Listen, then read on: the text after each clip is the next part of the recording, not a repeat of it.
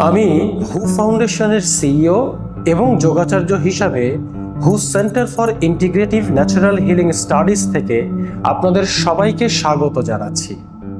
প্রথমেই একটা বিষয় পরিষ্কার করি, ফ্যাটি লিভার মানে শুধু লিভারে একটু চর্বি জমেছে, বিষয়টা এত সহজ নয়। এটি মূলত লাইফস্টাইল ও মেটাবলিক ডিসঅর্ডার। যখন দীর্ঘদিন ধরে শরীরে মেটাবলিক ব্যালেন্স নষ্ট হতে থাকে, তখন অতিরিক্ত চর্বি ধীরে ধীরে লিভারের কোষে জমা হতে শুরু করে। একসময় লিভারের স্বাভাবিক কাজ ব্যাহত হয়। অনেকে ভাবেন শুধু মোটা মানুষেরই ফ্যাটি লিভার হয়, কিন্তু বাস্তবে স্বাভাবিক ওজনের মানুষেরও ফ্যাটি লিভার হয়। এটিকে লিন ফ্যাটি লিভার বলা হয়, আমি আগেই বলেছি। অর্থাৎ শুধু ওজন দেখে কারো লিভারের স্বাস্থ্য বিচার করা সম্ভব নয়।